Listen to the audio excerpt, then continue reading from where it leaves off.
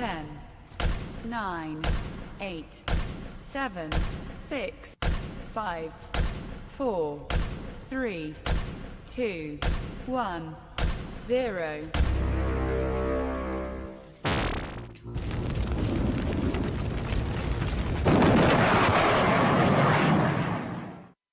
There you go, folks. How was that? I like that intro. And for anyone who joins in late, I'm going to jump on that as well. We'll play it again a little bit later to get some feedback. Please do let me know if you like that intro, if it works for you, if there are ways to make it better or more interesting. We're always trying to improve here at the No Soundbites Allowed podcast. And I am your host, Michael Voss, the Dragon of the Southern Tier. Happy to be with everyone on this post-Thanksgiving podcast. And I thank you all. I thank you all from the depths of my heart, because you guys, you make it all worthwhile. You're the reason why I do this. And without you, well, there's just no reason to do it at all. So I want to thank you all for that. And I know that, and I said it just before in the intro, I wanted to wait a few moments, let some people catch up with us. But I did want to say again, I hope everyone had a great Thanksgiving. I hope everyone was surrounded by family, by love, by warmth, with food. And I hope everyone was thankful. I was thankful for the Constitution. I was thankful for my friends. I was thankful for having the ability to have a home and warmth. I've had many a day that didn't have any of these things. It's public knowledge that I've been homeless before.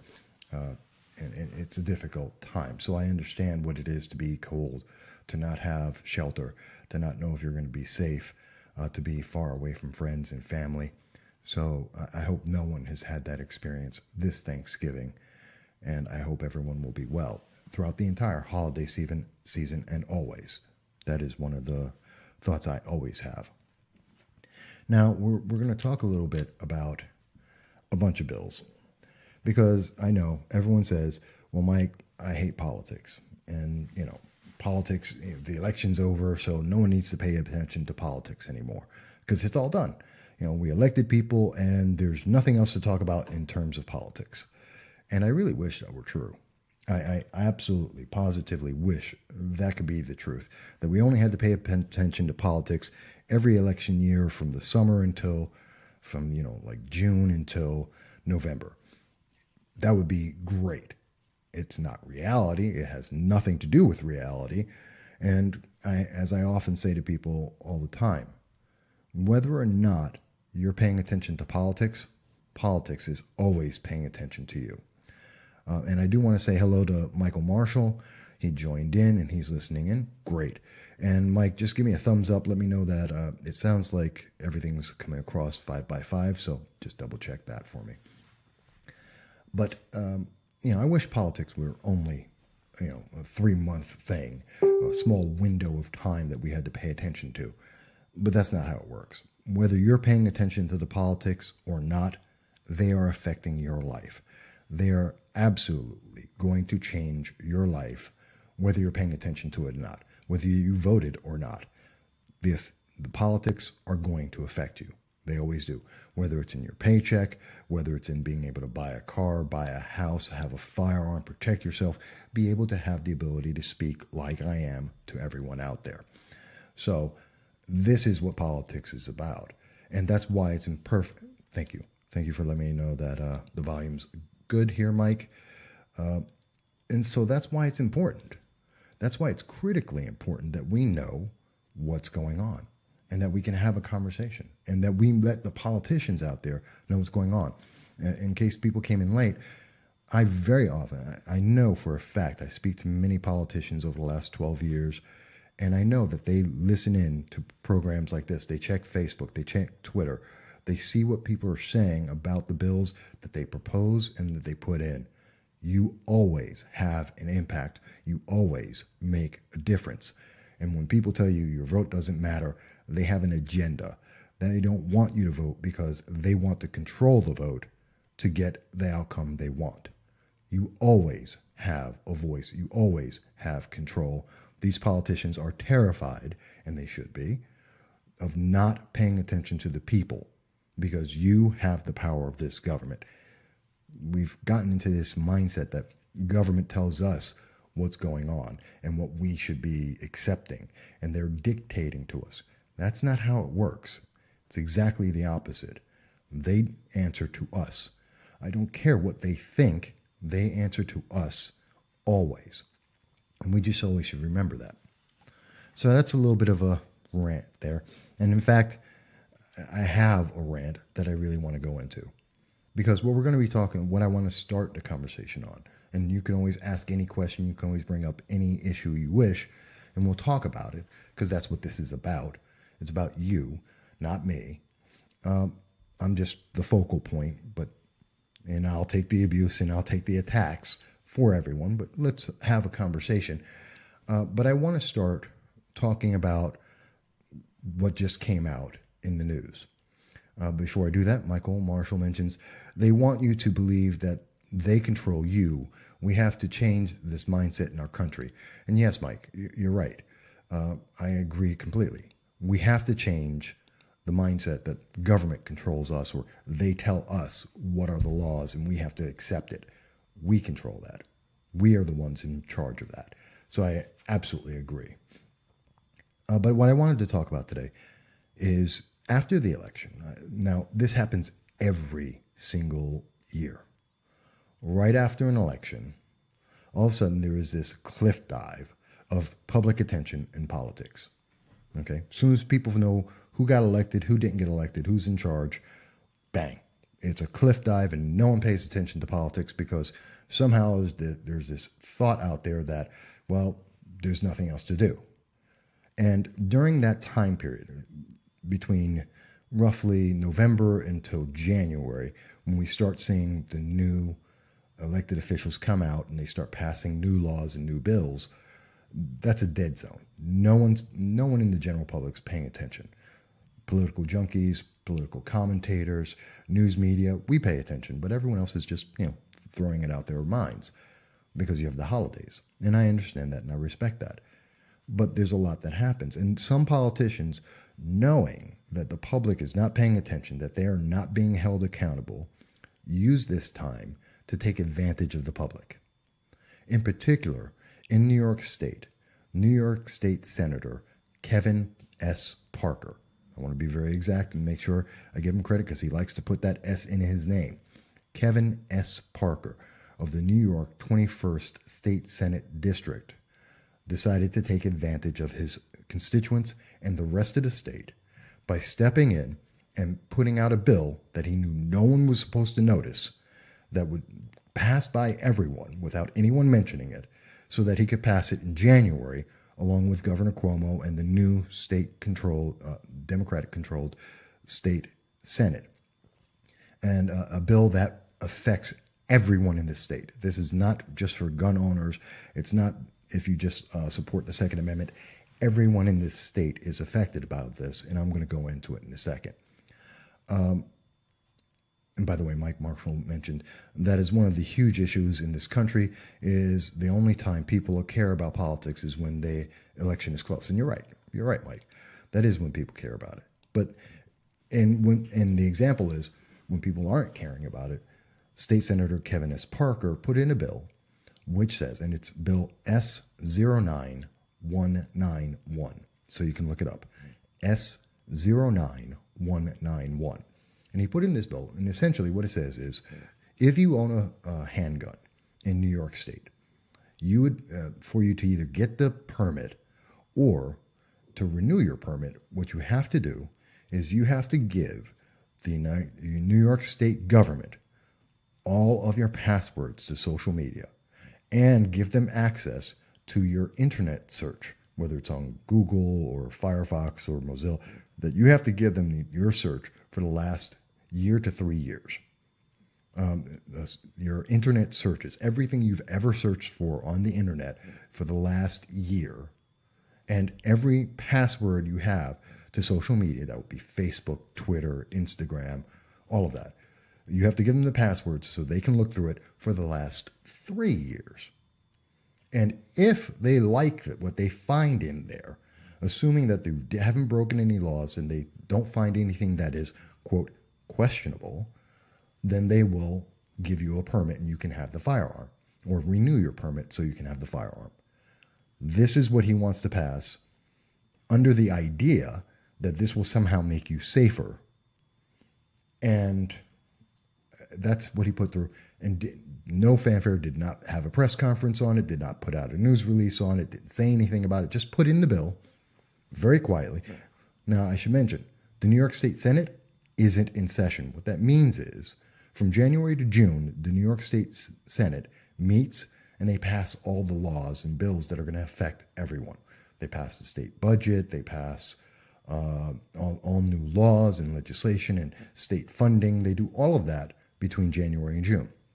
And the rest of the year, they're out supposedly talking to their constituents and finding out about bills. And they can always put in a bill to pass it in the future, but usually they don't. They usually wait until they're in session when everyone's there and they can all talk about it. He didn't. He knew no one was paying attention. He knew no one would notice this. He put that in so that this is something that could pass in January without anyone noticing it and affect 19 million people's lives. 19 million people. And luckily for us, people did notice. I noticed. A lot of people. He did this on November 14th. November 14th. And just so you understand, this is a reaction to what Governor Cuomo was saying, because it was November 11th that the news media picked up that Governor Cuomo was talking about, in several cases, that he wants to have more gun control. This is the red flag legislation I've been talking about since April of this year. Bills that would take away your kids, take away your firearms, take away your kids, possibly get you fired from your job. Legislation that is horribly, horribly flawed, as stated by assembly members who actually voted for the bill that I have interviewed, and you can look up the interviews for yourself, in particular Assemblywoman Donna Lopardo, Assemblyman Clifford Crouch. There's a Republican, there's a Democrat in there. They can tell you in their own words, when I ask them about it, how the law is flawed. But this is meant to be in conjunction with that. So the government would have the ability to show up at your door, take your firearms, and take your kids because you're too dangerous. And the way they can get there is to prove, how can they prove that you're too dangerous? Well, you went to get your license renewed and they went through your internet and they found something they didn't like. Now, this is very troubling. Very, very troubling. This is a problem. And it's a major problem because it affects everyone. Mike Marshall mentions, we have to remain vigilant even more so after the election, because that is when the newly elected representatives are trying to get their agendas passed. You're right. And this is one of those agendas. So again, I want to make sure people understand. In April of this year, the State Assembly passed three red flag legislations. Okay. And these bills allow anyone to go, essentially almost anyone, to go up and, in particular teachers, a part-time, temporary badminton coach can go to the court, say your kid looks tired, and because your kid looks tired, they think it's abuse, they think it's because you have a gun, because they know you have a firearm. They can tell the court that. The court says, wow, that is dangerous, and the proof is you bought a hammer, a nail, a steak knife, a baseball bat, whatever. You bought something in the last 6 months. That's dangerous. It's called a dangerous instrument. And because of that, they give the police, the law enforcement, a warrant to go to your home. That's the day you get notified, is when they show up at your door with a warrant and say, we're going to take every firearm in this house, whether it's yours or not. And when they do that, they have to let Child Protective Services know, because if your home is so dangerous they have to take away your Second Amendment rights, they have to take away your kids. And they will take your children, they will take your firearms, you have broken no law, and then you get to spend a year proving you are innocent of no crime, to get back your property and to get back your kids, which will cost you roughly about $20,000, take about a year or so. Not to mention your reputation is destroyed. That's what Governor Cuomo means when he says he wants to pass more gun restriction legislation, more gun control. He wants to be able to take away your firearms, and he wants to take your kids to punish you for having the Second Amendment. This law by Kevin Parker, State Senator Kevin Parker, is the proof for the red flag legislation. Remember, they have to prove. Someone says, well, your kid's tired, your kid maybe got in a fight in the schoolyard, maybe your kid doesn't test as well as other kids. This is, and the teacher knows, either because of Twitter or Facebook or just conversation, maybe the doctor says that you have a firearm in that home. That's the reason they're going to come and take your firearm under the red flag legislation, because you're not safe. The proof is because Kevin Parker's bill, S09191, lets them go into your history in Facebook and find anything they don't like. And that is the proof. That is the proof that you are dangerous to yourself and the community, and they can take away all your firearms and your kids. So they're taking away your privacy, they're taking away your kids, and they're taking away your firearms. Is that crazy or what? Because I think that's absolutely insane. And no one's putting this together. No one's thinking about it, because very often the news media, and I hate this about the news media, the news media will go, hey, we're going to talk about this story. We want to talk about it only in this way. The news editor will shape the story so that it fits 30 seconds, even though it should be a far longer conversation. And he's going to limit and tailor the way the story is made. If they, and most news agencies today do support, they're against the Second Amendment. So they're going to find a way to frame the story as, this is good for you. This is a good thing. We're going to protect you. You're going to be safer. Isn't this great that Governor Cuomo is putting in more gun control? Isn't it a great thing that the state Senate under Democrats, along with the state Assembly under Democrats, are going to get more gun restrictions and get rid of guns, so you're going to be safer? That's how they like to frame it, in 30 seconds. And they always forget to name the bill, and they forget to give you the bill number so that you can find out for yourself, what does it actually say and what does it actually do? That's that thing. And that's one of my pet peeves, and I hate that. I hate that. And that's why, if you look at my sources, if you look in the information I put out there, I give you the way to find out the information for yourself so you can make your own decision, because I think you're smart enough. I think you're responsible enough. And I think it's an obligation of a political pundit and the news media to tell you the truth and say, here's the information, you make a decision. Maybe you agree, maybe you don't. Here's what it is, you decide, because you're smart enough. You pay bills, you own a house, you take care of kids, you live your life. You're responsible. 99.9% of the population, 999% of the population are law-abiding citizens who do a great job every day of just living and dealing with the world. Yeah, you're responsible enough to know the truth. Why won't the media tell you the name of the bill and link to it? It's a big problem of mine. Because they don't want you to know. They want you to know their version of what's happening, taking you out of the control of what's happening, so that the only thing that's being said is what they want said, so they can pass what they want. That's essentially it. And I'm glad to see Frank Johnson has joined us as well. Hello, Frank. And please, if anyone disagrees with me, chime in, tell me you don't agree. I'll be happy to speak about that. So let me tell you where my rant comes from about this.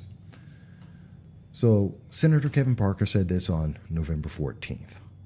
On November 18th, I became aware of it. 19th, I had a speech, and I wrote about it on the 20th.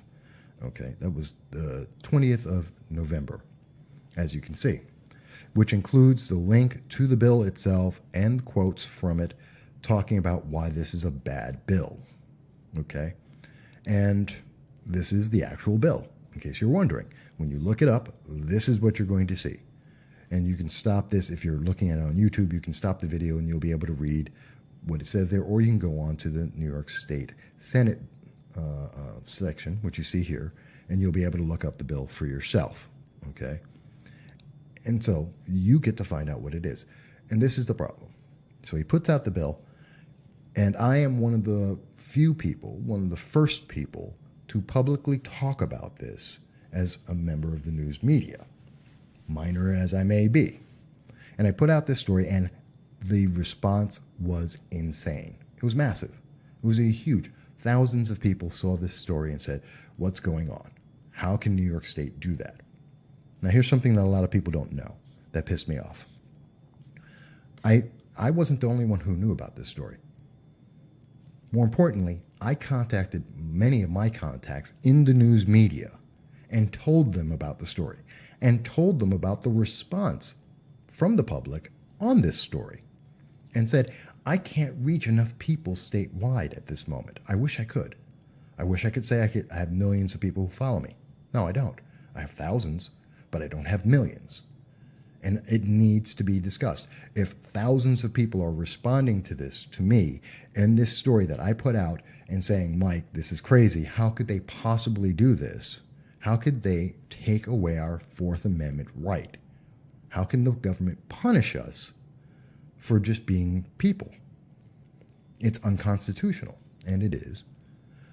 When I talked to the news media and said, you should publish this, put this out, it's a bigger story, I can tell you two things that happened. One, no one touched the story for several days. Two, no one's giving credit to me and the handful of people who actually put the story out publicly and let people know about it. There's only 2 or 3 organizations that I'm aware of that actually put the story out.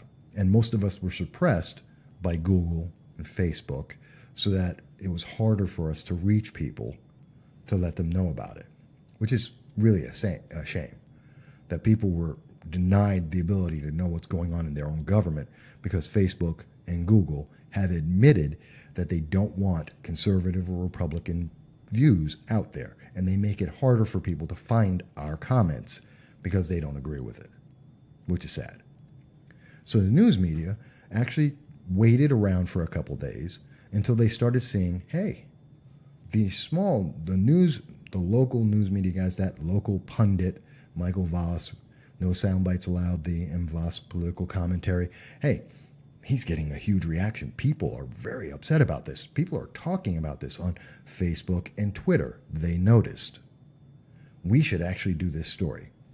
And that's when you started seeing 2, 3, 4 days after the fact, over a week after the story came out, you started to see stories like this one. News legislation calls for social media search before pistol permit. Mostly true. WPIX, social media password. Search history could be required before buying firearm in New York. Could? No. Under the law, it is required, not could. Again, notice the difference there. Changing the words. Oh, it might be possible. It might be something. No, that's what the legislation says. It's not even a question. It's an absolute. And WHAM states New York State bill would review social media, internet history as part of background checks. Now, I point out all of these stories because not one of them mentions this, which is on the screen right now, the actual bill and what it actually says. The actual link to the New York State Senate so people can see what they're talking about. Not one major news media organization put that out there. I did. I quoted it, and I put the link in so people would know exactly what's going on. Because if I'm going to tell you something that's going to affect your life, you should know what it is. Not what I think it is, but what was actually there. Read the words for yourself. So that's a pet peeve of mine. Not only did the news media wait because they didn't want to talk about the story unless it had a lot of public attention. And once they noticed that it did get an enormous public reaction, then they decided to come out with their story, and they started manipulating the story. Oh, it could. invade your Fourth Amendment. It might be a violation of constitutional law. It might be something that it could help people. It's there to protect you. That's when we get the news spin from news editors in 30 seconds in short little articles that don't tell you the truth. They don't tell you the complete truth, I should say. They edit so that they can get their message out, not what you need to know. That troubles me. So that's a pet peeve of mine. That's a major pet peeve of mine. And I know most of the news media, and it's sad that many of the news media still haven't covered this story. Do you want someone to see your internet history? And here's the thing about that really gets me. And a lot of people don't realize it. If I'm going for, say I'm a firearm owner, and you're going to say, well, I don't like the Second Amendment, I don't support the Second Amendment, you're saying to yourself, it has nothing to do with me, who cares? Take away the guns from those gun people. Okay, fine, you can say that. Here's something you didn't think about, that none of the news articles of the major media have ever touched on, not one. If the government can go into, if I have to give the government, quote, volunteer, unless I don't want my Second Amendment, I have to volunteer to give them all of my social media access. So that means the government is now into my Facebook, my Twitter, whatever, and say you have ever clicked on any of my information. Say you've made a comment on anything I have ever said. You sent me a private message that was not meant for the public, ever. The government now has access to that. They now know what you said to me because they went into everything I've done for 30 years. And in particular for myself, that's a lot of stuff about politics on many levels, federal, state, local, delving into a lot of issues. And if you have ever made a comment, even on your own, you made a comment to me or you liked it, the government can now see everything you just did. You sent me a private message. The government goes into that. And they now have a record, which this bill does not mention, and no one in the news media has mentioned. The government has a record of everything you've just done. Who gets to keep that?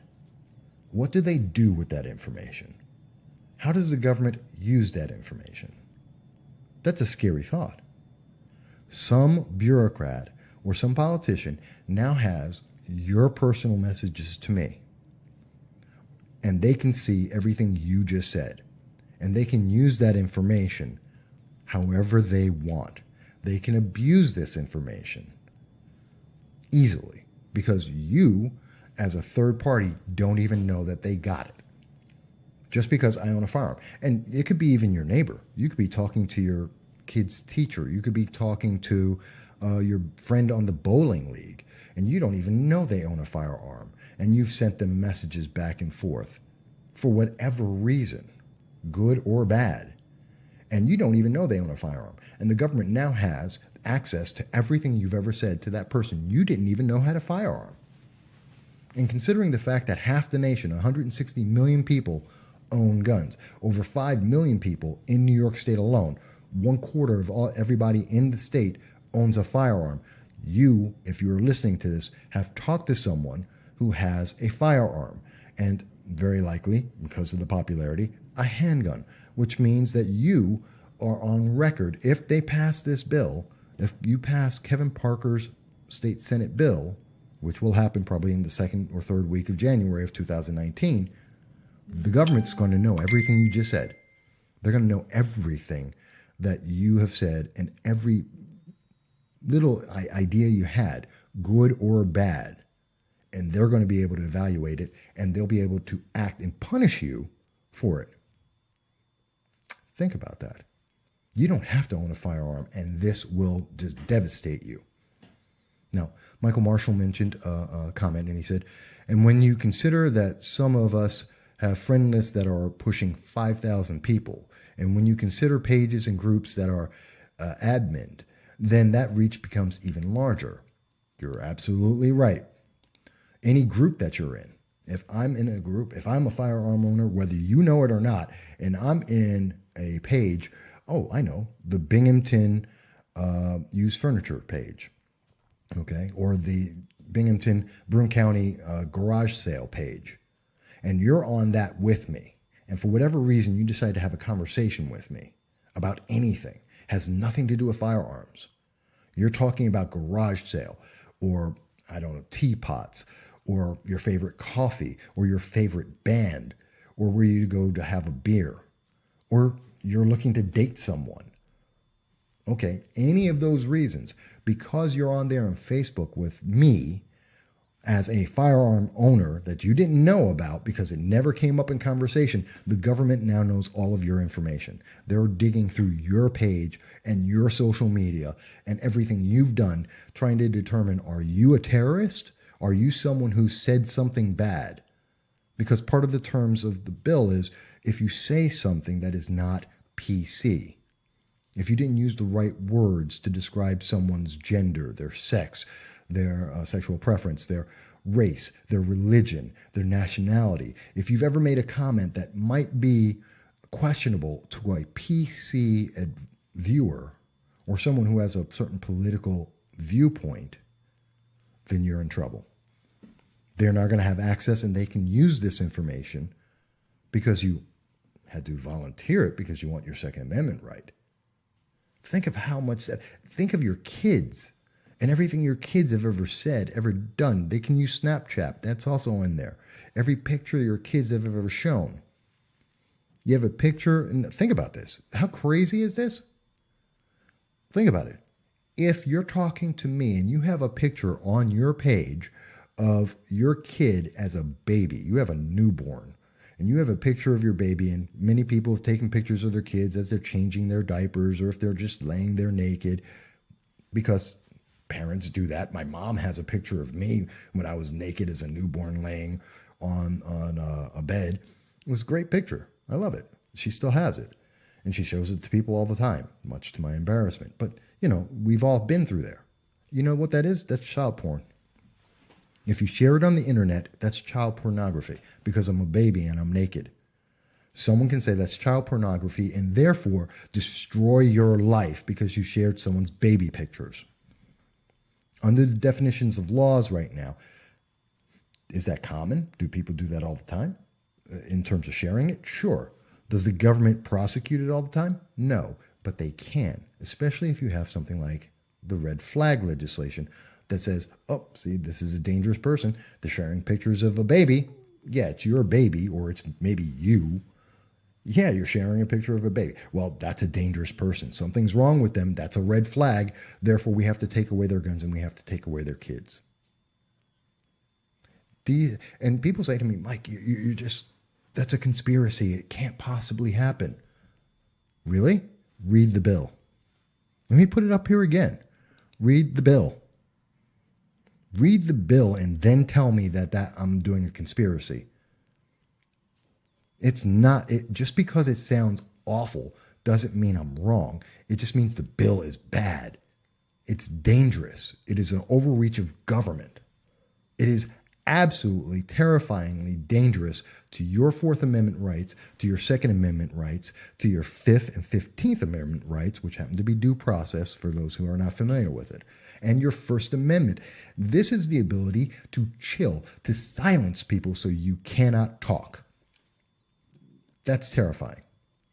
Mike Marshall mentions, what an easy way to silence someone that is against your political positions. Exactly. This is a way to control people, to silence them, to scare them, to bully them. You lose your First Amendment right because if you talk to me or if you talk to anyone, half the population of the United States, 1/4 of the people in New York State, and you're talking to someone, well, you have to be afraid because they may own a firearm, and therefore, under this law, if it gets passed, the government now has a right to look at everything you have ever said to them privately, not even publicly, privately, and they can act on that in any way they want. And if they couple that with a red flag legislation, that kind of law that says we just need to believe you could be dangerous to be able to punish you and destroy your life because we don't like it. Governments do not have that power. A government should never have that kind of power. That kind of power should never be implied for a government to have. That's why we have a constitution that limits the power of the government. The Constitution does not limit a single thing you and I as human beings can do as Americans. It does not limit anything. It limits the government and what the government can do, especially what the government can do to us. All of the power in the Constitution, in our government, are with us, not the government. That's what the Constitution is there. The right to privacy is not something the government gave us. It is something we have absolutely, and the government can only ask for it, which is why Kevin Parker's bill is unconstitutional. 2 reasons. 1, we have already seen the Supreme Court decide in the Heller decision, Heller versus D.C., that we have a constitutional right to have a handgun. The government cannot stop that. Therefore, since that is an absolute right of ours, according to the Supreme Court recently, then you cannot say that I need this decision, this invasion of my privacy, that the government cannot do unless it was voluntary, quote unquote, because you're volunteering under duress, because if you don't do it, you don't get the license. So it's a duress, which is illegal in New York State. Duress, that I believe that would be a Class 2 violation of intimidation. So there it's illegal because it's duress. 2, it's illegal because it's unconstitutional, denying your Second Amendment rights. It's an invasion of your privacy. There's another constitutional problem. So there's a bunch of problems with it right there. And the way it's used is to further punish people for not committing a crime. Again, all of this is happening to you. You've never committed a crime. You've done nothing wrong. Like 99% of the 160 million people who have firearms right now, today, they have 350 million guns minimum in this nation, more than every man, woman, and child in the nation, which has been historically true since roughly the Wild West ages. There are more guns and people with guns than most of the population, and everyone's fine. That's terrifying. That should terrify people. That should really scare people. Mike Marshall mentions, use child pornography laws to silence you for sharing your children's baby pics while they are in the bathtub. Yes, they can. Yes, they can. And that is a justification under the red flag legislation, which I have done bills on. I've done a lot of articles on that. I believe, where's that? Nope. Did I change it? Yes, I did. Okay. I thought I had the red flag legislation there.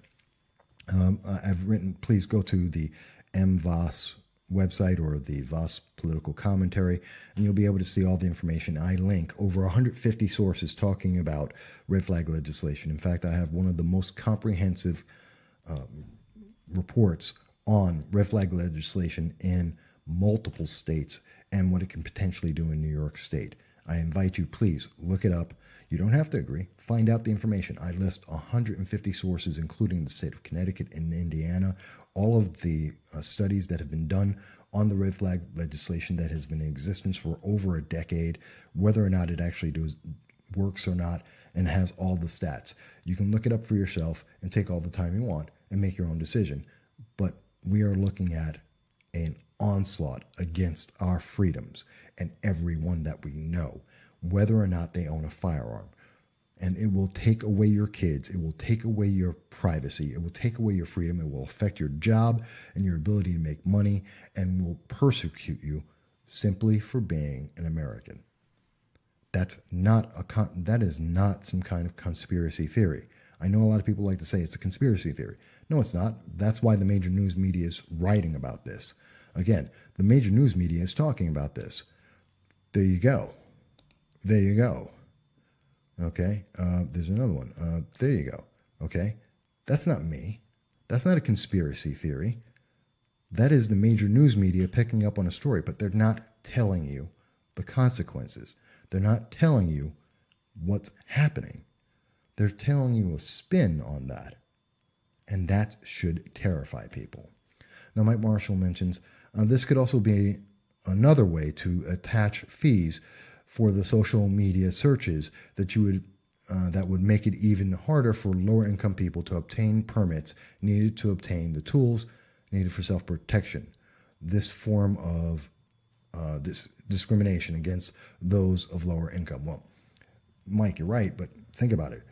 The entire system is built, the idea of permits to own firearms is built against those of lower income, whether you're a minority or not. The idea is you can't afford, especially in New York State. This is another form of control. It costs over $600 to get the fingerprints and to put in the application fees, all of it non-refundable, $600 to be able to get a permit to have a firearm in New York State. How many people who are living in low income have an extra $600 to put in an application that they might get denied for, especially because of any reason, like their internet history, their Twitter, their tweets, their Instagram photos, or because of their searches on the internet. Think about it, people. I know no one has ever used the internet to search for porn. That just doesn't happen. It's the biggest industry in the world, and it's the biggest industry on the internet. It makes more money in 1 year than every major movie. Actually, the entire Hollywood movie industry makes less money than the porn industry every year. Every year. On the internet. Always. Porn makes more money than everything else. But no one has ever searched for porn in their life. But imagine that the government now has the ability to do searches, to go in and read every search you've done.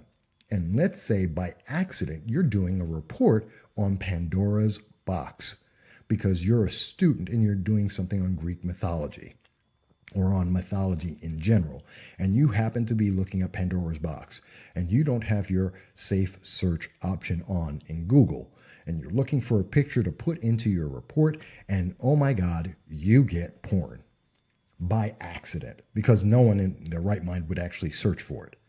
They now have the potential to say that look at this, we found this pornography on your search, you are a sexual deviant, we will now label you as a sexual deviant, begin an investigation on you, which would be public, to check on child pornography, destroy your life, destroy your career, destroy your potential relationships with people. And we're going to do this because you also happen to be a Republican or a conservative or a libertarian or even a Democrat that's not a progressive. Or you're just someone who didn't agree with everything that they want you to agree with. Do you see how dangerous this is? And people say, well, Mike, it doesn't happen like that. Yes, it does. Yes, it does. Because if it didn't happen like that, guess what? I would not have been the first person in the news media, one of the first news pundits, and actually I believe I was the first news pundit out there and member of the press that was talking about this issue.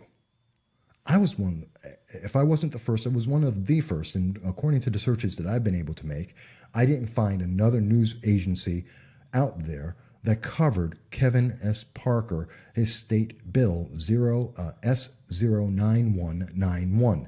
No one else covered it before me.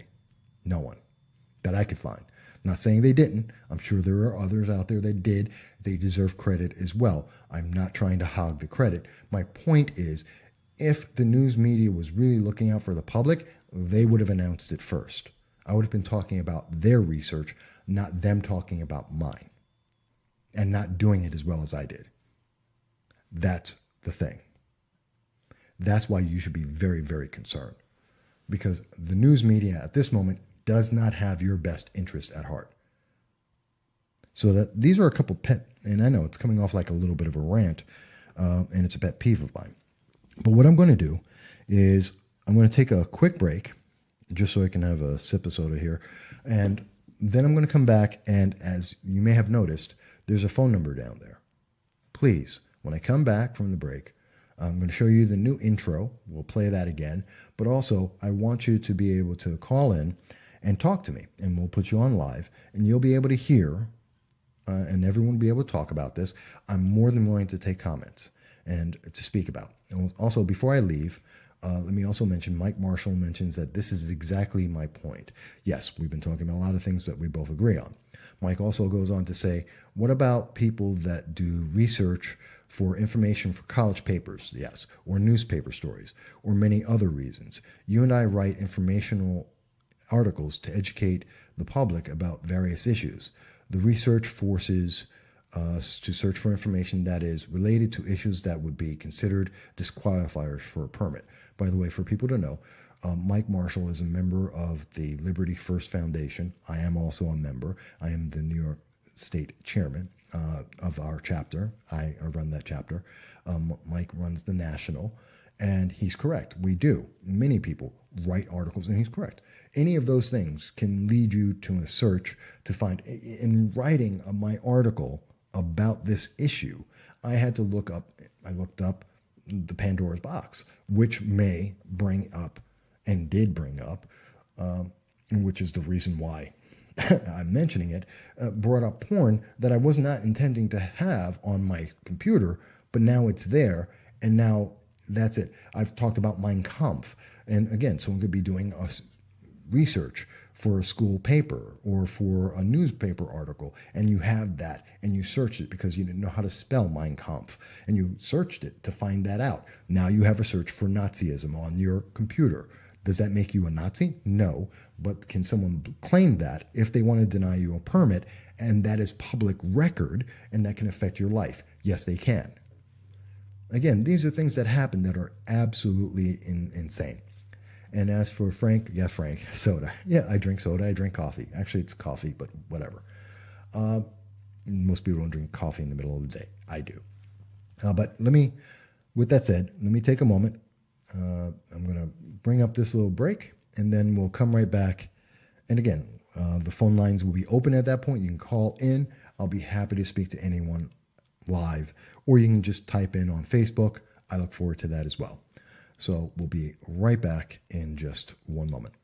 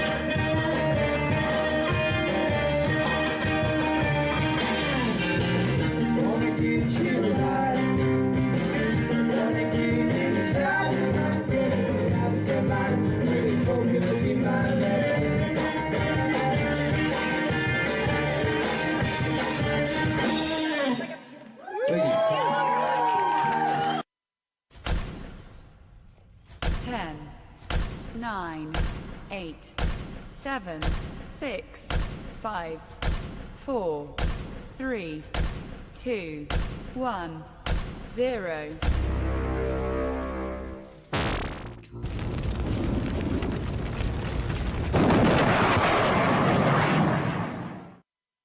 That's right, folks. That is the new opening. I hope everyone enjoyed it. I hope it came across with volume. It sounded like it did on my side.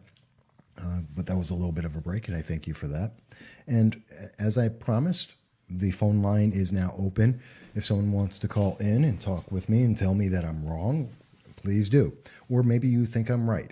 Or maybe there's something that I missed in this and you want to discuss it. More than happy. You can also leave a comment here on Facebook, or if you want, you can even tweet me. And I should have put that in, but I'm just going to put in my Twitter handle for those who are looking at the video. You'll be able to comment on Twitter as well.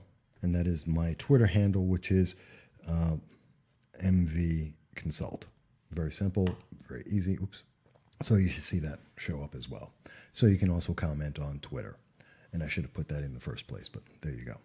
So yes, we're talking. You can call in. You can leave a tweet. You can comment here. And I will probably be talking about this tomorrow on YouTube, on my YouTube channel, which is MV Consulting Inc. INC. So I'll be doing that live there as well. I try to do is reach as many people as possible. It's a new thing, and we're still working on the YouTube version, but I think it's pretty good. So picking up where we left off, and in a lot of, I know one of the first things people say is, Mike, this is a conspiracy. This is, you're out of your mind. And I've had actual Second Amendment agencies, organizations that I've contacted on this, that I contacted immediately on the story as it was gaining so much steam. And there was so much of a public response, and I had reached out to a couple of organizations, national organizations, and asked them as well as local, and said, hey, this is an important story. We should talk about this. You guys can reach far more people than I can. This needs to have more attention, like I did with the news media. And I had a couple of them actually come back and go, well, don't worry about it. These kind of bills happen all the time, and they don't pass.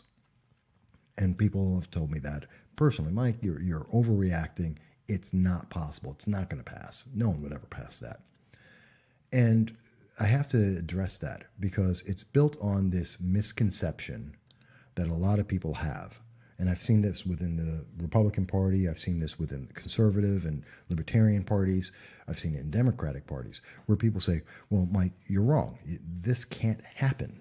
It's never going to happen. It's too crazy. No one would take it to that extreme. And the answer is, in New York State in particular, why didn't it happen in the past? Because there was a Republican state Senate that wouldn't allow it to pass most of the time. Because a lot of people said exactly the same thing about the New York SAFE Act, which I've written about. In fact, in December of 2012, literally about 2 weeks before the New York SAFE Act passed, I have a YouTube video of me talking about how, we're going to see regulations, or we could potentially see the regulation or criminality of owning a screwdriver or a steak knife or a shotgun, which I had in the video, and saying that this instantly turns people into criminals overnight merely by having a possession of something that someone in government did not like. Now, I was wrong about the time frame about the steak knife or any of the other implements because we're seeing it now. That was 2012. In January of 2013, we saw the New York SAFE Act pass under a Republican state Senate. So they allowed this to go through under the idea that people would be safer. And now, in 2018, we're seeing people try to pass red flag legislation that they've been trying to pass since 2017, but now it's popular. And this will allow, because of that steak knife that I may own and may have bought, or a baseball bat, or a screwdriver, or any other quote-unquote undefined dangerous instrument, I can now have all my firearms taken away. I can be publicly ostracized. I can have my reputation destroyed and punished without ever committing a crime. That can happen. It does happen. And that's even with Republicans who disagree with, or supposedly disagree with, Governor Cuomo and many of his progressive policies. And I'm sure Citizen Action and Antifa love this stuff because they don't think it applies to them, but it does. And it's just as dangerous. And it's insane. It's insane.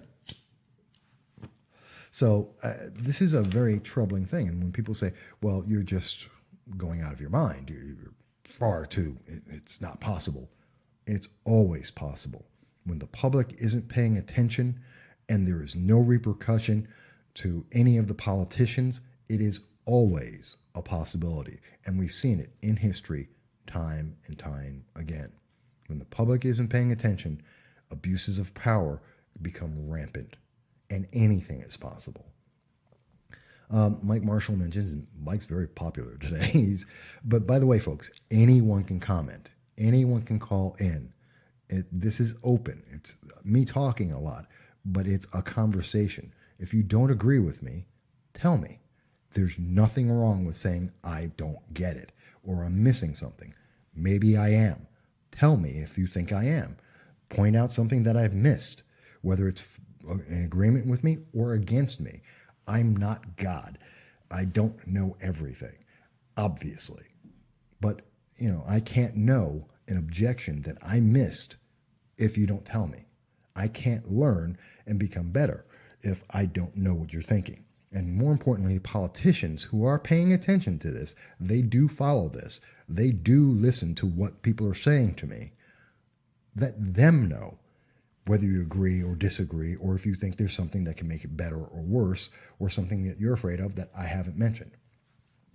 But that said, Mike Marshall mentions this bill has the best chance of passing in the legislative session than in any other. We have very anti-Second Amendment representatives in the state of New York. Both the Assembly and the Senate are very anti-Second, as is the governor. The governor has already said that he will further gun restrictions this legislative session. Yes, he did. He's been saying that since June, actually even before then. But June in respect to the red flag legislation and now with this.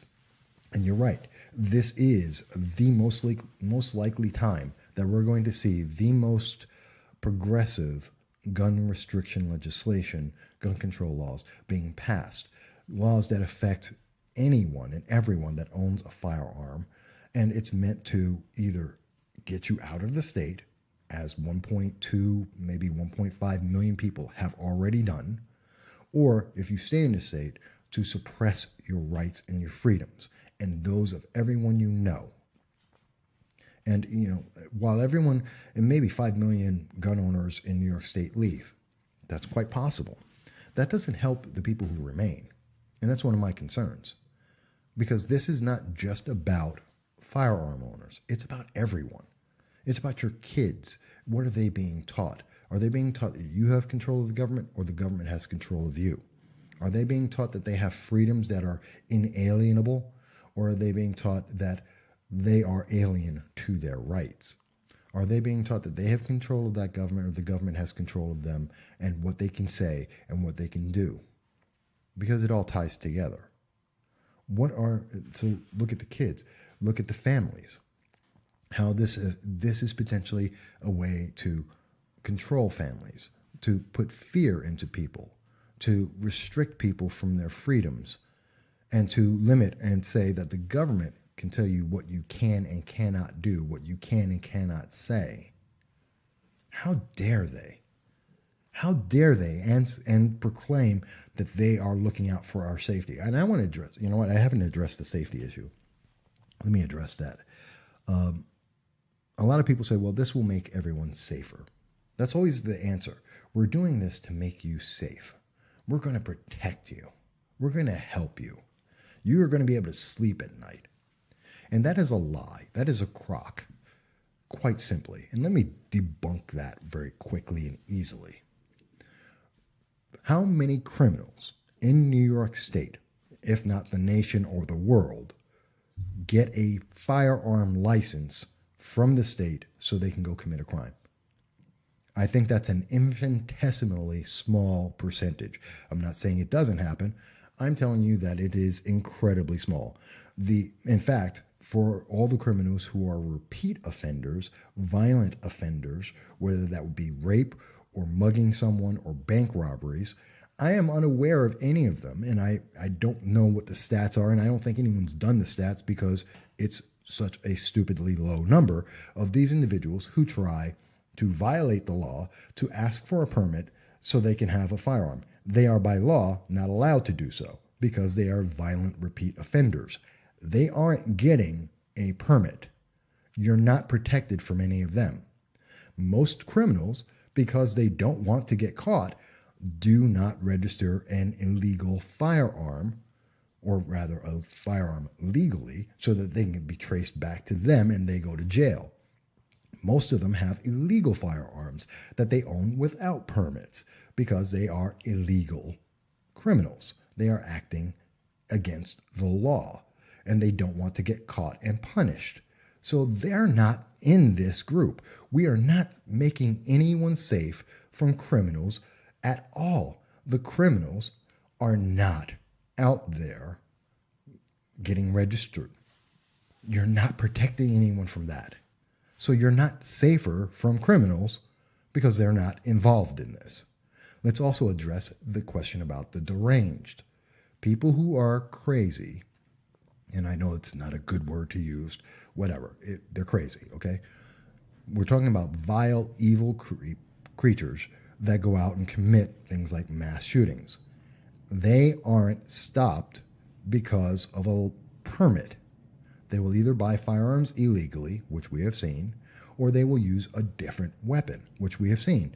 They have used cars, they have used bombs, they have used box cutters, they have used knives and swords. They go out and use other means. Just because they don't have a firearm, which may be effective, doesn't mean other things aren't as well and that they don't use them as well. Our recent history is filled with many, many cases of this happening. You are not safer because a law says you shouldn't do that. Because if the law was effective by itself, murder is illegal. Stop. You don't have to go any further than that. It doesn't matter how you do murder. Murder is illegal. If all criminals followed the law and didn't break the law, we wouldn't have murder. Period. So to tell me that you're going to take away a firearm and therefore no one is going to get killed with a firearm is idiocy. By definition. We don't need a law against firearms to protect people from mass murders if no one is committing murder. The fact that someone is committing murder means that laws by themselves do not protect people. And if we are looking at this properly, this law affects law-abiding citizens who have not committed a crime because no one's being arrested for your internet history. No one is being arrested because of a red flag violation. No one gets arrested in these cases. And I can say that because I've looked at the studies by Duke University and the University of Indiana, and very simply, they have found that almost no one in thousands of cases gets arrested. It just doesn't happen. It doesn't even protect people against suicide. It doesn't. University of Indiana, 1 out of 20 people. You have to take away the firearms from 20 people to potentially save one person who 40% of the time will still commit suicide within the next 2 years, just with a different means. So you're not protecting anyone. You're not saving people's lives, not from themselves, not from others. It doesn't happen. That is a lie so that you can sleep well at night knowing that you have less freedom than you had the day before, that you have given the government more power over your life than you did before. And it's one of those sad kind of things that people realize the second it's happened. Remember David Hogg?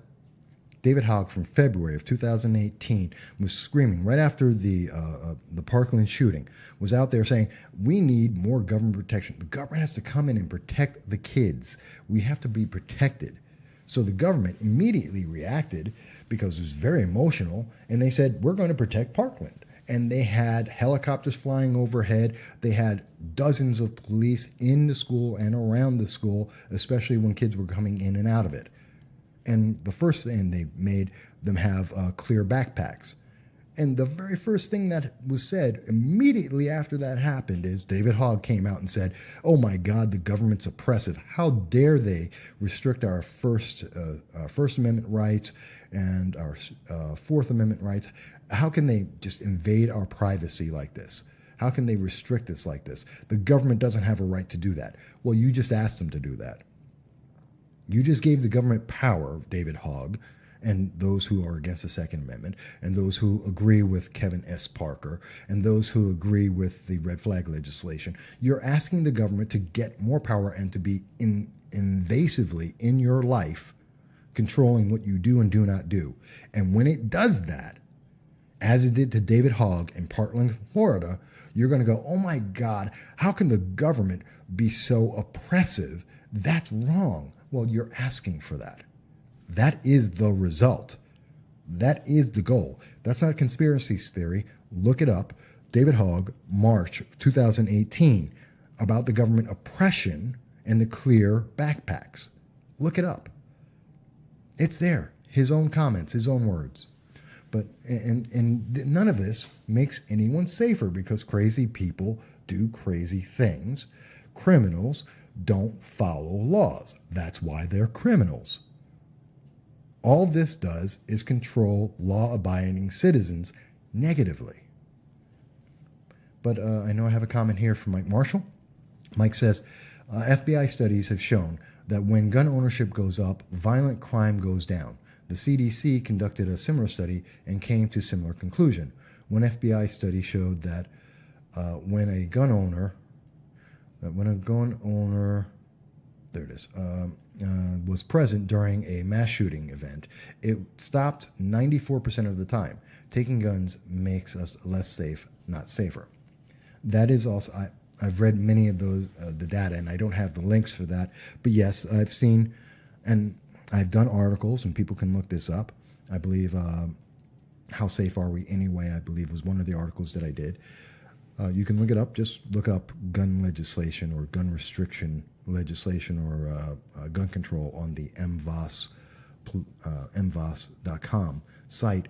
And I have several studies, and I've looked into it, from the CDC, the FBI's Crime in the USA data, the New York GIVE report, which it comes out annually on 17 metropolitan New York locations.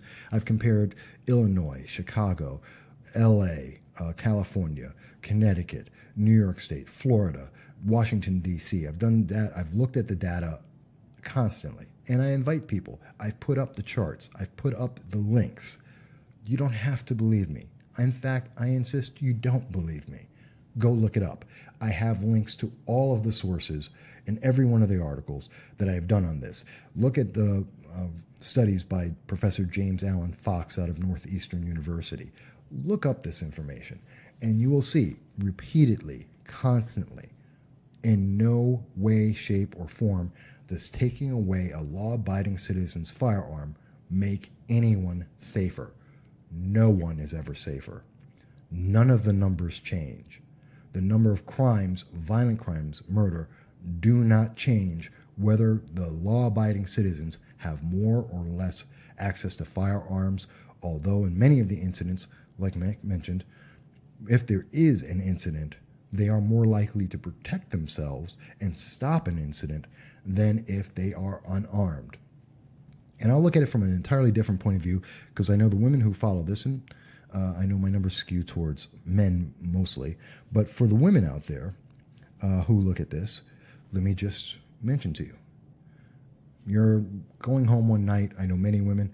Some of my friends, they work in bars. They're bartenders. I know some are waitresses. Some women just work very long hours in various fields in government and so forth. And they're coming home one night. You're driving down the road, or you're walking home. It's night. It's dark because it's the winter, so it doesn't even have to be late. It could be 7, 8 o'clock at night. And you're by yourself, and your car breaks down, or you're just walking down the road, and some individual that has a bad intent sees you and decides they want to rape you. And this person is coming after you. And let's say if you're the average woman, you're about 5'3", 5'4", you weigh about 150 pounds, and this individual outweighs you by 50, 80 pounds. And let's say that individual is about 6 foot tall. This is a bad situation. Not to say that a woman cannot fight. I am not saying that. I'm not saying a woman cannot defend herself. I'm not saying that. I'm saying that in terms of weight and just size. A woman is suddenly at a disadvantage, even if she does know martial arts, even if she's an expert boxer. I'm sure there are many women out there that can beat my 50-year-old butt. I'm not saying that they can't. I'm saying that there are situations, and they happen because we know the feminists have constantly beat upon us the rape numbers in the nation. Obviously, there is a problem. And in that scenario, amongst many others, would you, if a woman has the option to protect herself with a firearm, which would help her in that situation, imagine that you are being denied, you as a woman are denied the ability to have the option. I'm not even saying it's a requirement. I'm saying you have the option to be able to carry a firearm, be well trained in its use and how to handle a firearm, but a well-trained woman familiar with a firearm is denied the opportunity to have that protection, that option of protection from rape and possible murder, because on your Facebook account you saw this video, because you were on YouTube and you watched this video, because you did a search on Pandora's box or furry slippers, and you, because a porn may have shown up on that search because you didn't do a safe internet search, you will be denied. Because someone may know that you're a firearm owner, a teacher of one of your kids, a friend, a neighbor, someone in the bar, anyone could know that you support the Second Amendment, and because of that will go into a courtroom. They won't even drag you there. They will go into a courtroom and they will say that you are dangerous. You as a woman are dangerous simply because you own a firearm, and the government will take away those firearms, potentially increasing the odds of you being raped and or murdered. Would any woman agree with that option? And we're talking about women who fight for the right to have a choice. This is choice being removed from every single woman without your consent, without any care or concern about your safety. I want to see all of those progressives, the far left, the women's groups tell me that they want to deny women the option to be able to protect themselves with a firearm because women will be safer without it. Please make that argument to me. I want now National Organization of Women or any of the other progressive women's groups to come up and tell me and explain to me how women will be safer by being denied an option. I'm not even saying that they have to do it or that every woman is required to do it or be trained. No, to have the option. These progressive organizations are fighting for women to have options, and you are talking in this law, in this series of laws on gun control, they are talking about taking away the option from women. You will be denied that choice, period. You can't do it. And that's supposed to make women safer. As an example of what I'm talking about, this makes no one safer at all, ever. It's aggravating to me. It's aggravating. But again, folks, please comment. Mike is commenting away. Frank has made some comments. I always enjoy that, and I always love hearing it. But I'm also interested in hearing those who don't agree with the Second Amendment. I want to hear what you have to say. Tell me where I'm wrong. Tell me I'm missing something. Maybe I'm missing something because I've read the legislation. A11148, the Assembly Bill on Red Flag Laws. Please look it up. S09191, the State Assembly Bill. State Senate Bill by Parker. Please look it up. Tell me where I'm wrong. I'm here. I've been on for over an hour. I'm still waiting. I want to hear those comments. Tell me how I misunderstand that a woman with fewer options is somehow safer. Please, explain that to me. Tell me how criminals, legal adults, legal law-abiding citizens that own firearms, not having access to those firearms is somehow going to stop a mass shooting. Please, explain that to me. I want to hear that argument. Tell me where I'm wrong. In a state, New York State, that is known for massive levels of corruption, especially over the last 8 years. I won't even get into the Tammany Hall years. We're talking about right now, modern history, last 8 years, massive billion dollar corruption at every level of our government. How many state assembly members, how many state senate members, how many members of Congress have been removed in the last 8 years alone because of corruption and misdeeds in New York State alone?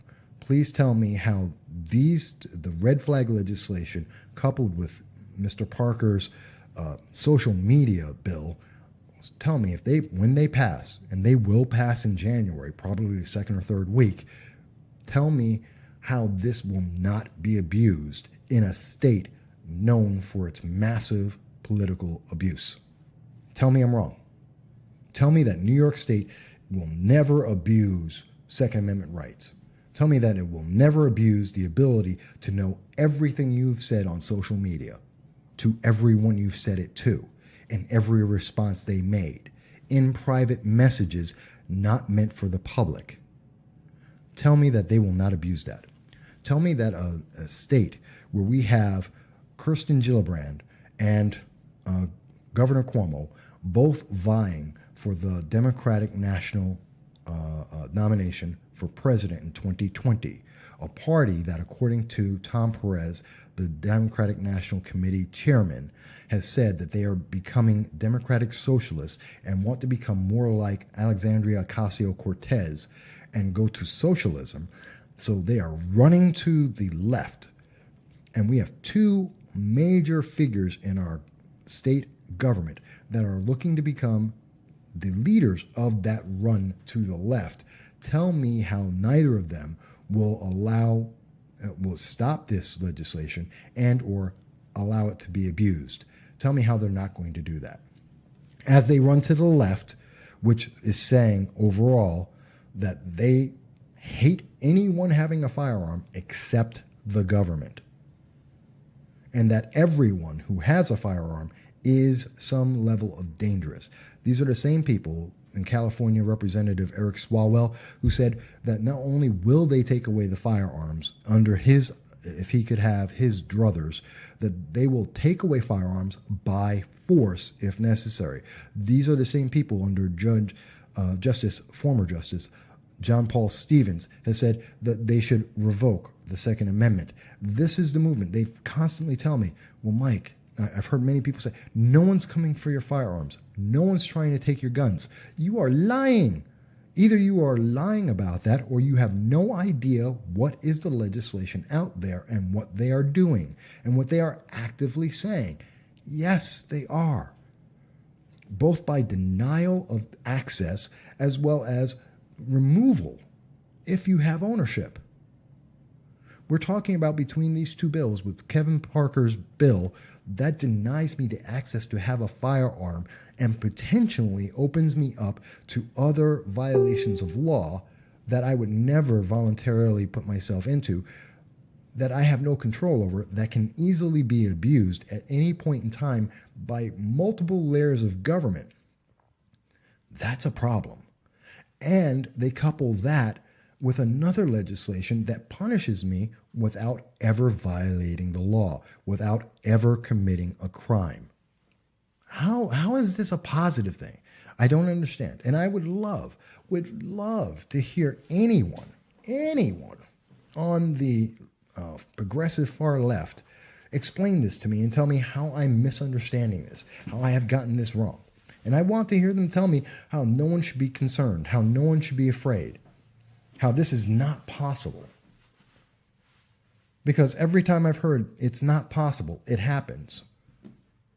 I've documented it many, many times. And I know people are saying, Mike, you just don't get it. Please, tell me how I should get it. Explain it to me. Send me a text.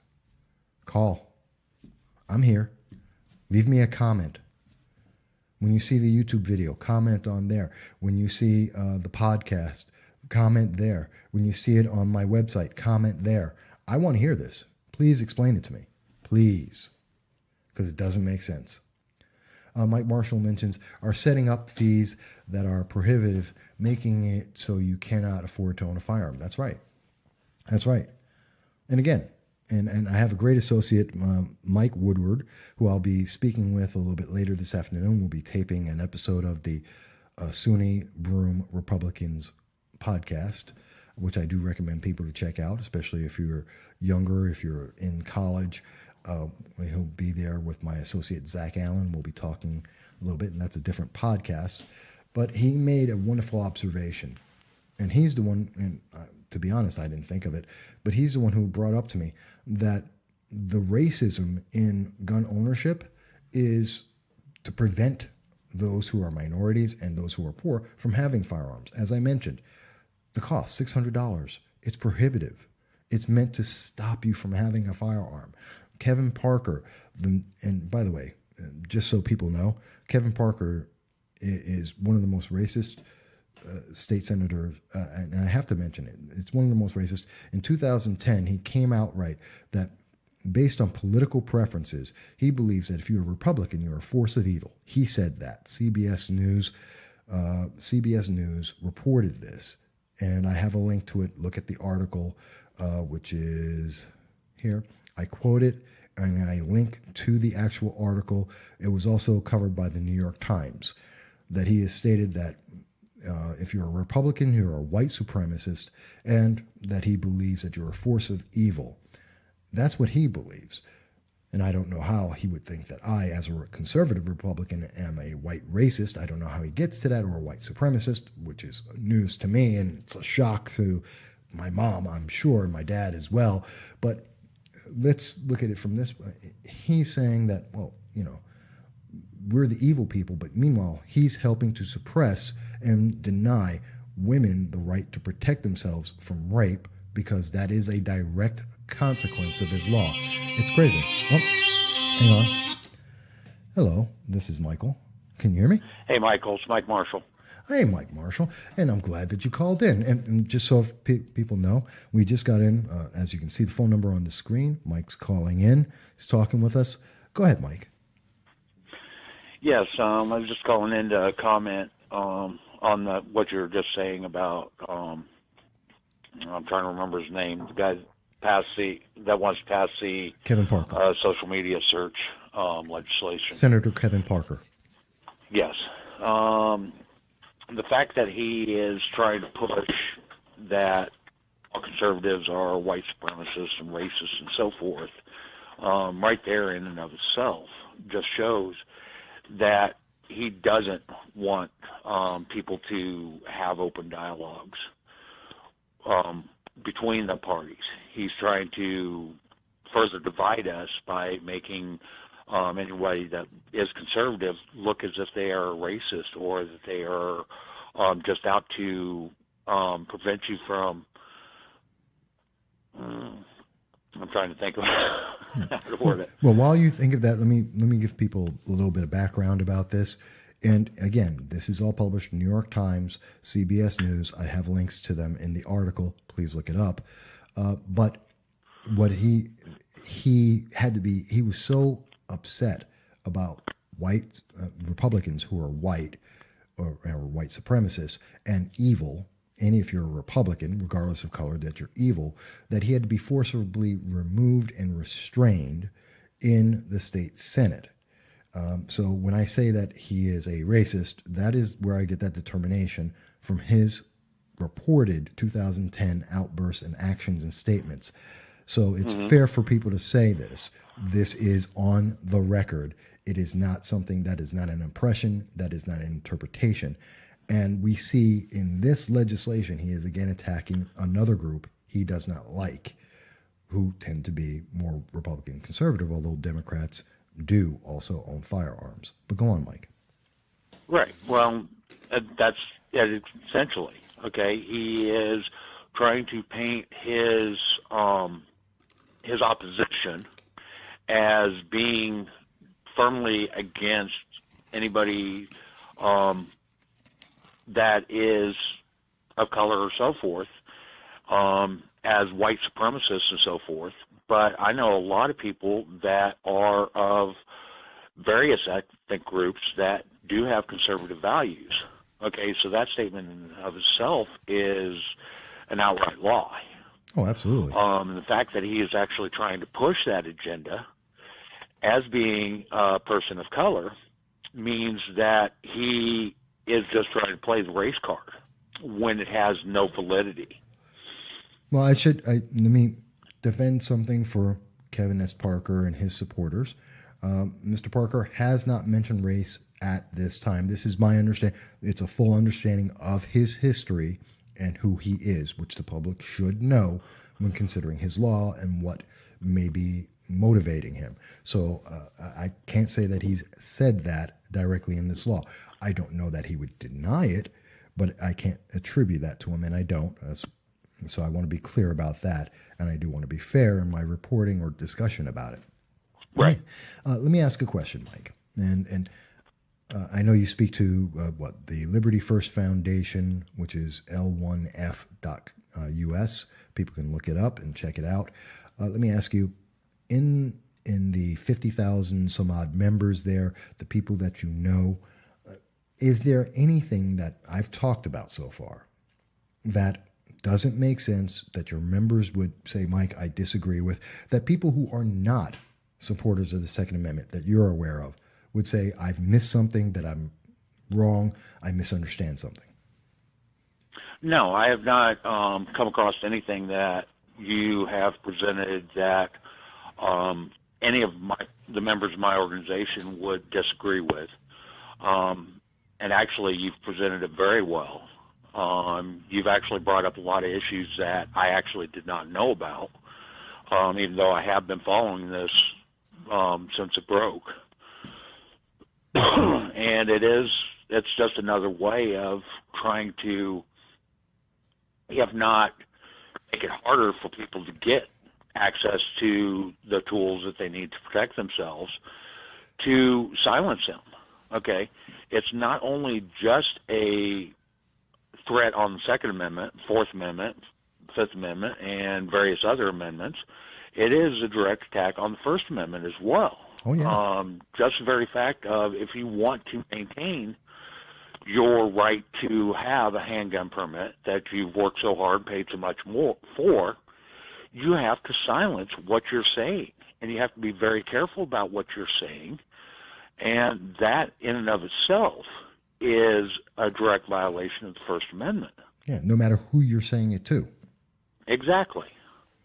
Which is absolutely prohibited. In fact, it was, I think it was 1972 or 1977, Justice Thurgood Marshall, who said that in one of his cases on this First Amendment, he mentioned that the government cannot compel an individual to support a government position. The government cannot force you to believe what it wants you to believe, nor can it deny you the freedom to believe whatever you want and say it. And people can look that up. I forget the exact court case, but it was a Supreme Court case by both in 72 or 77, because it was both Justice Thurgood Marshall and also Chief Justice Berger that had made similar comments saying the government can't do this. And yet, here it is, the government's trying to do it. Well, they've also made statements to the fact of guns in common ownership. Okay, Citrano, I'm trying to remember what state it is. Citrano versus Pennsylvania, I think it is. It was stated out there that any weapon that could be classified as bearable is protected under the Second Amendment. Yeah, the Second Amendment doesn't define what is a arm. It says you may No, be it armed. doesn't. So, I mean, whether that's a knife, a sword, pitchforks, even in those days, and I think Frank had a great presentation on Frank Johnson, also a member of the Liberty First Foundation and a friend of mine. Frank had mentioned that even in the Middle Ages, they had, or excuse me, not Middle Ages, at the time of the Declaration of Independence, they had firearms that could fire multiple rounds. Not quite the machine guns of our day today, which are generally not available to the public, but did fire and repeating fire. So it's not a brand new thing to say we have semi-automatic firearms. They had versions similar to that back then. No, it's not. And the very fact that people are trying to say that this is not what the founding fathers wanted or could have conceived of when they added the Second Amendment to the Constitution is irrelevant. Okay, the founding fathers wanted us to have the same weaponry that the government had access to in order to be able to stand up against government in the cases where it becomes tyrannous. And that was the whole purpose behind the Second Amendment being added to the Constitution. Well, The very fact that they are trying to eliminate that right of ours and suppress it is indicative that they are trying to become a tyrannous society where they rule over all and they limit our freedoms and they grant our freedoms as they see fit. And that is completely contrary to what the Constitution is. Oh, absolutely. And I think most people would agree that Governor Cuomo is very tyrannical in his rule. And consistently, we've seen that because of such a tyrannical rule, even when we had a state senate that was run by Republicans, that led to over 1.2 million people, actually possibly 1.5 million by latest stats, have left the state, taking $1.3 trillion worth of revenues and about 20,000 businesses, which is why New York State's in such debt and in such problems. And he's looking to make it even worse. So so do you agree with this, Mike, that what I'm talking about affects not just firearm owners, but their families, their friends, their kids? Does that make sense? Yes, it does. Okay, and on a broader note, okay, once they get this legislation passed, if they pass it on the Second Amendment, what's to stop them from passing it on, say, somebody that's going to adopt a child? Oh, they would expand or it to somebody everything. that is applying for a driver's license. Well, it sets a precedence legally. Once the Exactly. precedence is set that, oh, the government found something, and again, that's the abuse. So I can look into your Facebook and I can find anything that people, again, and that's why I mentioned the baby picture, because it's so ridiculous, except according to the law, the letter of the law, it is a violation. It is child pornography. You having your own baby picture with you nude as a baby is child pornography for you having it on your computer, and God forbid you share it. And that's Right. considered child pornography. And the government can charge you with that if they want to, which is terrifying. And this is the problem. It's something so simple that no one would think of. You wouldn't think that's violating the law. It's ridiculous to think of that, except if someone wants to abuse the power of government, they can, and this allows them to do that. Well, that again is another way that they are abusing the power of government. They are supposed to be representing us and protecting our rights, and more what we're finding is that they are actually violating our rights and taking them away from us as we go through history. Let me ask you something, Mike. As I mentioned earlier in this, that I've reached out to many organizations, yours as well, and I reached out to many in the news media.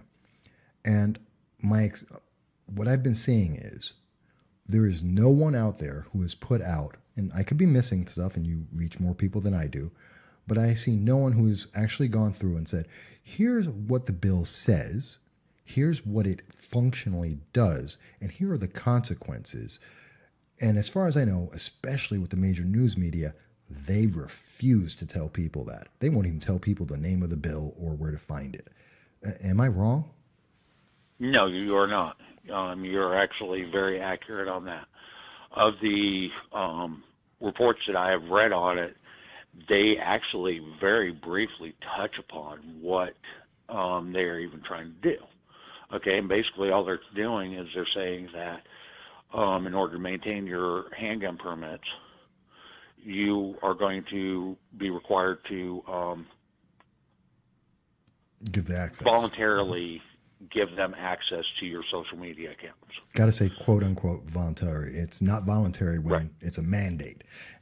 Right.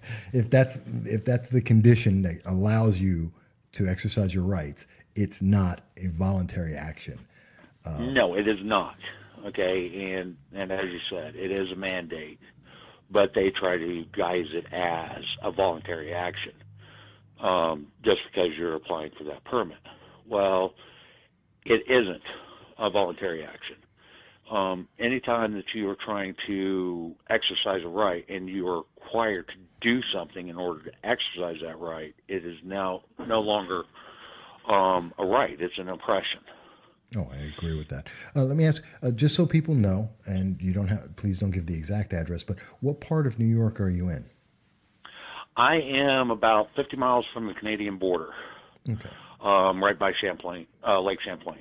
Okay. And is this a big issue in your area? Have people, now that they're learning about it, and I assume they've just started hearing about it, are you hearing a lot of feedback on it? I know. Actually, most people in my area do not know about this yet. Oh, look at that. A lot of members of my group are just now finding out about it. Okay. As well. So this isn't just something that is, it's actually being very well suppressed. And I believe the reason why they are suppressing it is just like like they did with the SAFE Act. And what they will probably do with SAFE Act 2 is they're trying to pass it without anybody knowing about it. Well, I think... And once it gets passed, then it's almost too late. Now you've got to go through all kinds of challenges and so forth. The SAFE Act's been challenged multiple times, and it's been in existence since 2012. And who knows how long it's going to take before a court finally hears it, and it is actually repealed for its constitutionality.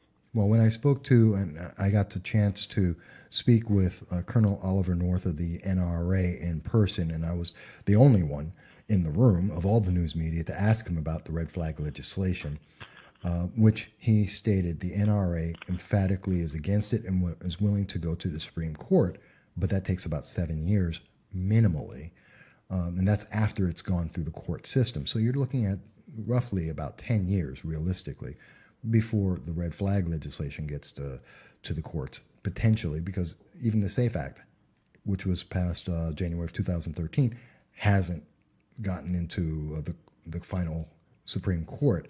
And that's been, what is it now, 6 years. So it's still waiting to see if that will be found constitutional or not. And I think the red flag, too, I think this is part of it.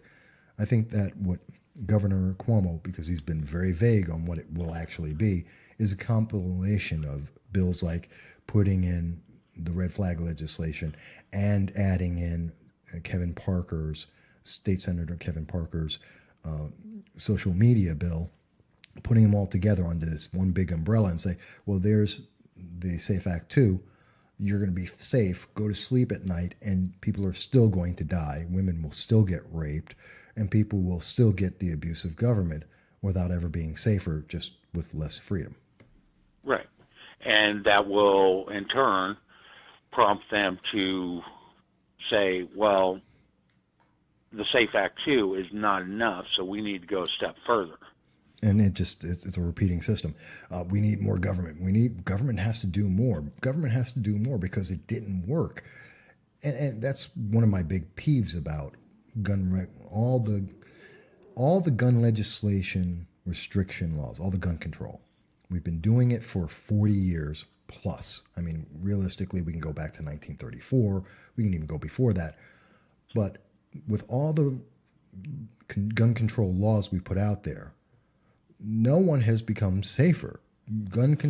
People still get murdered with firearms as well as knives and hands, and usually more so by hands and knives and cars and so forth. And it's always failed. Always empirically, look at the data, look at the actual numbers. It has always failed. Why do we keep going back to this? Because they're playing with people's emotions and saying, you'll feel safe. You're going to feel safe. And quite honestly, I could care, I don't know, maybe this is me, Mike. Maybe you're the members of the Liberty First Foundation or other individuals may disagree with me. I don't know, so I'll ask. But I personally can't stand the idea of someone say, you should feel safe. I want to be safe. Well, that's just it. Okay, emotion is just that. Okay, most emotions aren't based in reality or in facts. Absolutely. Okay. And that's one of the reasons why many people try to use emotions to promote their positions. And it's very hard to argue against an emotion, no response, with facts. True. Mike, let me ask one last thing. If you can do me a favor, and then I want to make sure if the line is free, other people can try and call in if they wish. And obviously everyone's open to send comments, both during this or if you see it afterwards. Would you do me a favor and ask the members of your organization and those you know, ask them a simple question for me, for the women in particular. Okay. Do they agree that government should limit their options to protect themselves from rape and murder with this kind of law? Do they think that's a good thing and will make them safer? Or is having more options, which includes potentially having a licensed firearm that they are trained in, I do want to emphasize that, do they think that would make them safer? Which one makes them more safe? Government taking away their options or having more options? Can you do that for me? Yes, I will. And I will actually make that a priority, put it on a post, and set up a poll, see what we can determine, get the data.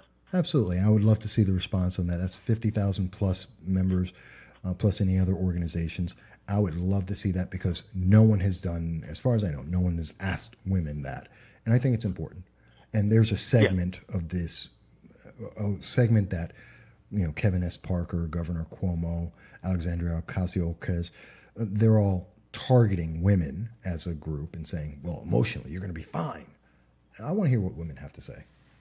I don't think people ask enough, and I want to ask, and I think it would be interesting.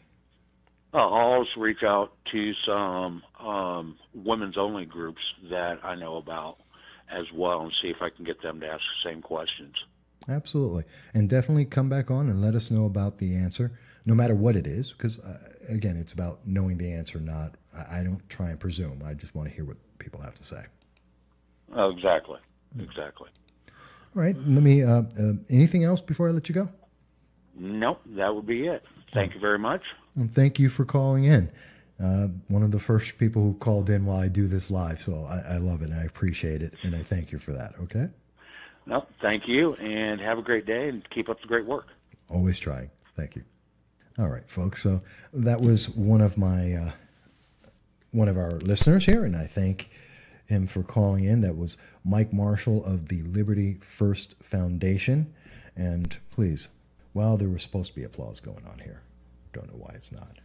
Nope. Okay. Well, technology messes around with me sometimes. So we do what we can. Oops. Ooh, had a little feedback there. But I thank Mike Marshall for getting in touch and sharing with us his thoughts and his views and with the Liberty First Foundation. And by the way, let me just put up a link on that so people can see that, and you'll be able to see it online as well. And that should be up so people will be able to see it. Okay. And you'll be able to see that on Facebook And so I just wanted people to be able to have that. I know we're coming a little bit closer to the end. It's a little bit extended here today, but I think it's an important issue. And I think there's the ramifications, and that's what I believe the news media should, in fact, do. They should tell people about the ramifications of what these things are and how it's going to affect their lives completely. How is it going to affect women? How is it affecting minorities? How is it affecting people who don't support the Second Amendment? How it allows the government to abuse its power, and even having the potential to abuse its power terrifies me, and is something that we should be aware of and stop the government from being able to do. And I think that's very important. I think it's critically important, because maybe Governor Cuomo doesn't do it, but the next guy does. Or maybe your local sheriff or a local judge decides that because they don't like you, that they can use this law to punish you, or use it as part of the red flag legislation to punish you. This is the problem. This is a major problem. And I think when news media does not address this, they're doing a disservice to the public. By the way, I should mention as well, I am in discussion with a local in the southern tier of New York, a local news organization, potentially, depending on whether the news editor agrees or not, I may be interviewed about this subject and its consequences. So hopefully I'll be able to share that with the public in general, because that is major news media, and I think there's a lot that people are not aware of. And I'm always happy, by the way, if there are any students out there, any organizations, if you want me to come and speak about the Second Amendment, to speak about this. I do speeches often. I've been at many of them across New York State, well, mostly throughout the southern tier and central New York. But I'm always happy to speak about this and speak about the consequences and answer people's questions, because I have spent well over a decade on this issue. And looking at the aspects of laws and the consequences of them, and I'm happy to share that with people always. So just in case someone was saying, gee, I would love to have him come and talk to us and answer our questions in person for an hour or two, I'll be happy to do that. Get in touch with me. I'll be able to help you with that. But let me see, is there anyone else? Please, people, you can always call in. You can leave your comments. I know it's Saturday, everyone's out shopping, and a lot of people haven't been able to come in. Some people are coming a little bit late. Matter of fact, I just want to share with you a 20-second clip of the new opening. I do want to hear what people think about the new opening as well. I want to share that with you right now. Hang on. 10, 9, 8, 7, 6, 5, 4, 3, 2, 1, 0.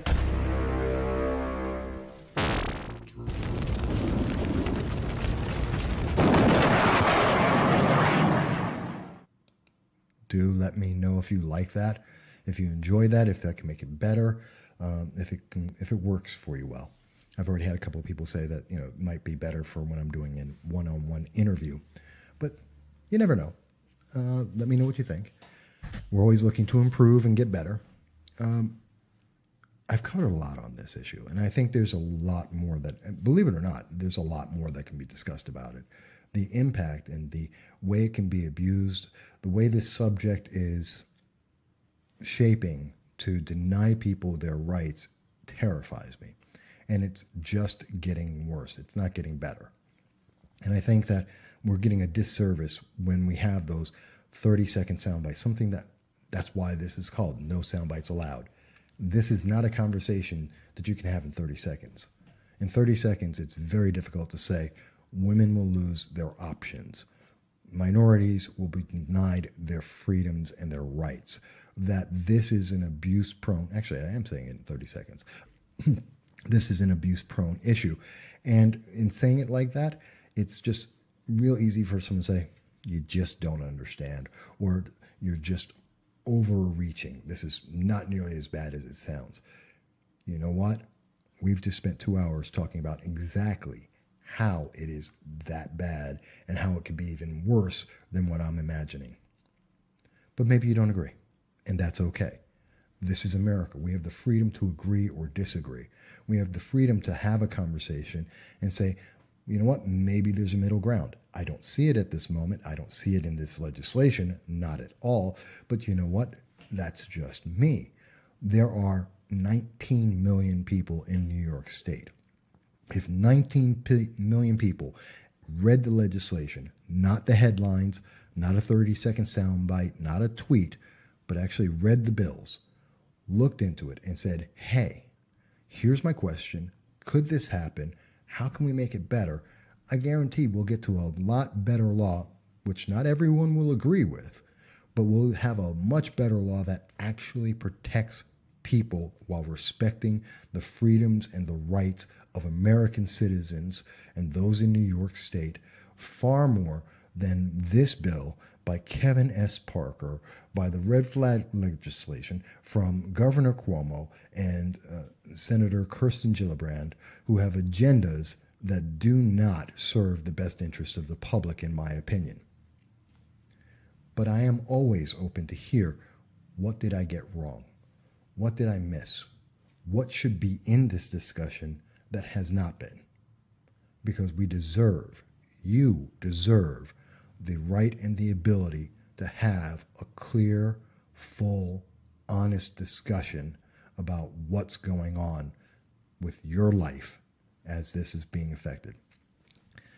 So with that said, it's been about 2 hours.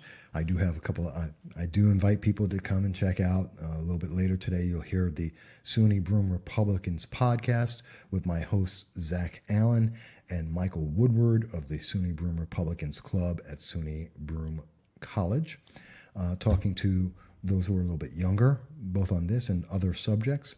We're always happy to have you around. You'll see that. Please, if you missed this or any part of it, you can go on to see the video podcast. You can go to my YouTube channel, which is mvconsulting.inc, and you'll be able to see it on YouTube in full, no edits, and you'll be able to see that whole thing. Or you can listen to the audio-only podcast at the vosspolitical.podbean.com, as you see down there. Or you can even go over to the mvoss.com website, and that'll be able to give you access to it so that you can hear it audio. So if you're driving around, you can drive around and listen to it as well. Or as you're doing the holiday shopping, you can have that and listen to it if you can't see the video as well. We try and make it as easy as possible for people to hear what's going on and make your comments. And if, as you're going through and doing your holiday shopping, if you decide, hey, I'd like to donate $1 or $2, please do. It helps pay the bills, and I could use the help. It's expensive, folks, but that's an option, and it doesn't matter. Whether you do or don't, I'm here. I've been here for 12 years, and I'm going to keep going, and we're going to keep talking, and we're going to try and change this, because this is not a done deal. We have the power. Remember that. Anyone who tells you you don't, they have a political agenda and they're using you. You have the power, always. And folks, I hope you're going to have a great rest of the weekend. I hope the holiday shopping goes well. I hope everyone will be in warmth, well fed, and have a great holiday season filled with love, with people that you haven't seen, your family, your friends, all around you. I wish that for everyone, and I look forward to hearing your comments and speaking with you again very, very soon. Thank you, everybody.